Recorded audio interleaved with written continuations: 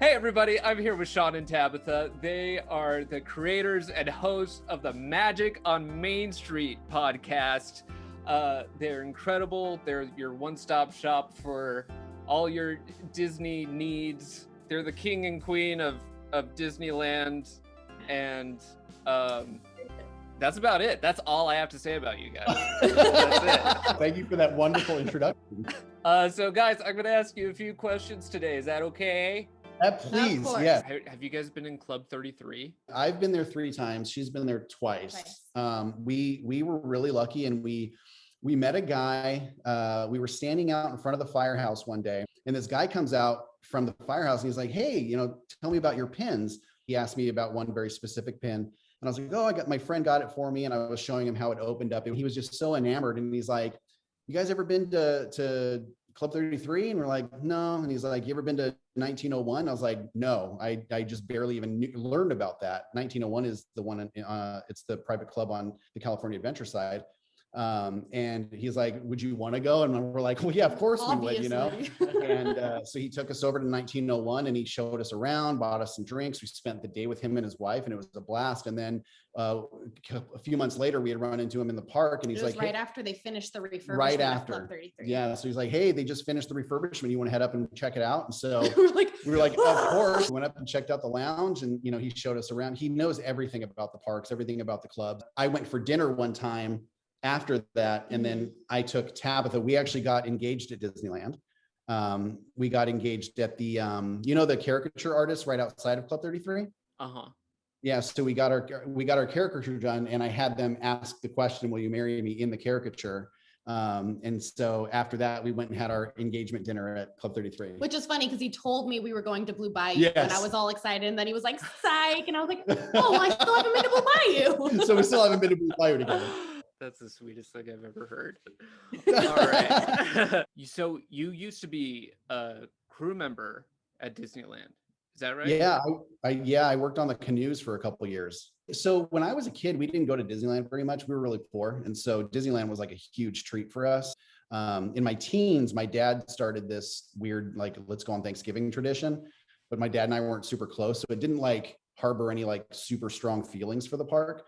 It wasn't until I started working there and I learned about, the background of Walt Disney, the background of the parks, going through their training, seeing how much they truly care about guests. It really made me love the place. And I can walk around and look at most spots in Disneyland and think of either a time I worked there or a time that I spent with my family, my daughter, or we have a really strong friendship with a lot of people just through that social club that we had done. There was a time where we couldn't walk into the park without seeing at least 5 people we know. Yeah.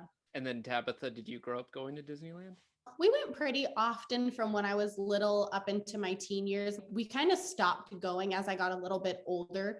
I think just because my mom probably thought I didn't really want to go that much because I was getting older. So once I got my pass, I got my pass for the first time when I was 19 because I had my own job. I could pay for it and stuff. That's when I really started appreciation the park. How did you guys meet? At Disneyland. No. So we were actually part of a Facebook group about Disneyland. We met in that group, and we knew that Dapper Day was coming up. And so I asked if you were going to be going. Yeah. She said she was. And so we just stayed in touch. Met up with her at the Innoventions building, which is no longer a thing. And we spent the day together, and we took a bunch of pictures together, ended up at Mad Tea Party in DCA for a while. I made her pretend like she was my girlfriend because there was somebody there that was trying to flirt with me. But then from then, there wasn't a day after that we didn't talk. And so we ended up meeting up the next week. And then 2 weeks after that, it was "Don't be my girlfriend." Yeah. But Disneyland, it's a huge part of our story as a family. I started going, I was living in Colorado for a while, and I moved back to California. And when I moved back, I said, I'm going to get passes for my daughter and I. She was 5 at the time. She was 4 when you got 4 at the time. Yeah. And I said, I'm just going to get passes. We're going to go as much as we can. I'm going to make friends there. And that's what we did. And so my daughter and I went a lot, and then met, what would be my future wife, got engaged there. And it's a big piece of our story. Wow. That's so incredible. How did coming together or just being in a relationship shape your perception of how you saw the park? For me, I still, like I was saying, like I can look around the park and have a memory of most spots, landmarks, areas of the park. But a lot of them now, just over the past 7 years is, what we were doing at that time. Like, oh, here's the caricature place where we got engaged, or, Club 33. I've been to Club 33 before, but it wasn't special until we went for our engagement dinner. Like that was the special thing. I look at the Mark Twain, and I remember taking photos with her on Dapper Day. Like, there's a lot of it's memories of Tabitha and Kenzie, our daughter. And so I don't know, our relationship just, I don't know, it does change the way you look at the park, because it's not just like, oh, I remember I was here with my friend. Like I was here with the love of my life, and we've built something really cool with like the podcast and all that stuff. Like, and we don't do it for fame. We obviously don't do it for money. Like we do it because it's special to us, Wow. You're cute. I'm cute. I want to cry. So how did the idea of the podcast come about? We were always talking about Disneyland. I mean, to this day, even with having the podcast, there's people who will hit us up and be like, hey, what's your opinion on this? Or how should we go about planning this out? Like, even with that resource, like it's nice to have that resource now, because we can be like, listen to this episode. Like we go into a lot of detail about it for that. But work friends, family, like we were just constantly having people hit us up like, hey, help us plan our trip. Yeah. So I was like, okay, well, we're doing this already. We might as well put it out there for everybody, because there might be someone out there who doesn't have a resource. There was actually a PDF that I had that I was distributing to people. If you have kids, do this. If you have little kids, do this. If it's just you and your, adult partner, do this. And so it was like, people would hit us up all the time because they knew we were there all the time. And it was like, hey, like what you were saying, we're already talking about it. Let's record it and see what happens. And it was actually really, really beneficial. We got a lot of listeners right out the gate. We don't monetize it. And, we're getting, I always said, if I get 5 people to listen to every episode, it's a success to me, because we're talking about it anyway. And if I can point somebody to an episode that talks about, getting around the parks with your kid, or fun facts that you didn't know about Disneyland, I don't know, it's a win to me. But then it gave us a really cool opportunity to like do something as a family. Our daughter, Kenzie, has her own segment on the show called Hidden Mickeys with the Kid. And she talks about a new hidden Mickey every week. One of my dearest friends, he's like my son almost, my little brother, he produces it for us. So he does all the editing, and our niece, Kaylin, she made all of the jingles for the show. So it was like a big family affair. How much does it take to put one episode together? It's a few hours of, do we put this in? Do we not put this in? Is this important information? Is anybody going to care about this? Yeah, we start concepting it the day we're going to record, just because we want to have the most up-to-date news that we can, because essentially it's a news show. We're talking about new merchandise, new food items, any events that are going on, closures at the park. That was during, pre-COVID. During COVID, it was really hard to put together. And so time-wise, we're putting in a few hours one day out of the week to put this show together. But like energy-wise, it was taking a lot of energy during COVID, because how do you talk about something that has been closed? We knew that we weren't the only ones that were kind of suffering and down from the park closures. Just thinking about how many people go there on a day-to-day basis, like that was a lot of people's happy places, not just ours. Yeah. So it was very hard to figure out what people were going to want to hear and see. Yeah. How often is Disneyland on your minds? Every day. Every day, all the time. Yeah. When you're doing the park so much, you acquire a lot of stuff. So everywhere we look, there's a Disney pin, there's a Disney picture, there's a, something we bought at Wonderground Gallery. There's pictures on our walls.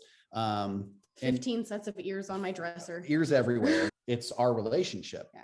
Disneyland is part of our DNA. And so we're always thinking about it. Our engagement picture is a caricature from Disneyland, it's just part of us as people. What would you say to someone who looks at what you guys do, or walks into your home and says, you guys are adults, this Disneyland's for kids?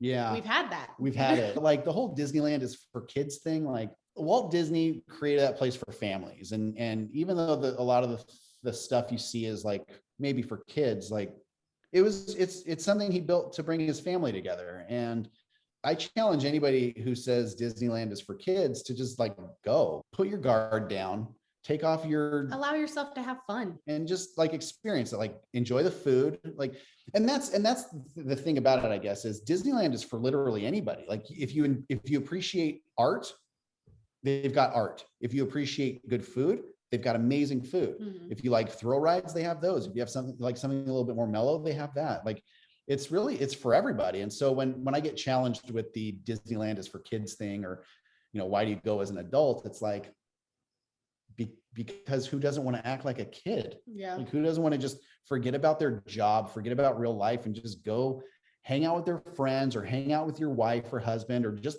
hang out by yourself. To assume that Disneyland is for kids, I challenge you to do it for yourself. Go experience the parks for what they are. What was it like taking your kid or kids to the park for the first time? For me, taking Kenzie to Disneyland for the first time was, I cried. We walked into Town Square and she saw Minnie Mouse for the first time. Her eyes lit up and she was just so excited and so confused as to why like this favorite character of hers was standing in front of her. Like it was a very like pure moment where there's nothing like it. What was your first time with Kenzie like? We were just buddies, and I had been like crouching down, and all of a sudden she just walked up to me and sat on my legs, and I was like, I have a child now. Like, who is this? And then she like turned and looked at me. She was like, do you want to go on my favorite ride with me? And I was like, sure. So she just grabbed my hand and started walking. And I was like, people are trusting me with this child that I barely know. What is going on? She knows where she's going. Like, yeah. And I'm just like staring at Sean. He's like, keep going. I'm like, okay. And it was precious. Me and her always call it like our first date. So we celebrate that day. That was like the day that I came into her life. So it's a special memory. And it was at Disneyland. Yeah. So. How would you guys feel if Disneyland closed forever? We thought about it during COVID. I was, there was a point where I was like, how are they going to come back from this? Yeah. I thought like, what if this is never here again? And I had like, when it was really dark, man, like it was really like, when you consider that, we built our lives there. We built our lives there. Like this, it's like I keep saying, it's such a big part of our DNA that it was really hard to think about not being there anymore. Wow.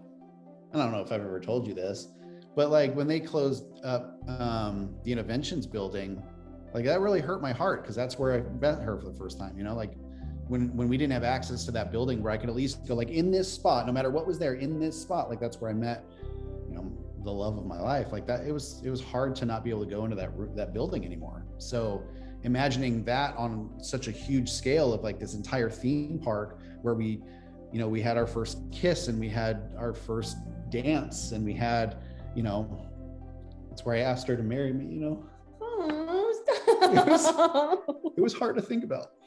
It was really hard to think about. Wow. Now we're all crying. Thank you guys so much. Thank you. This is one of the most fun things we've done in a long time. You guys go to Disneyland all the time. Well, thank you guys so much for doing this. And where can my followers find you? So we're on all the major podcast platforms, Magic on Main Street. We've got 32 episodes right now as of this day. And then on Instagram at Magic on Main Pod. It's the easiest way to find us. You guys, this interview has been the ride of a lifetime. Thank you so much. Talk to you soon. See you real soon.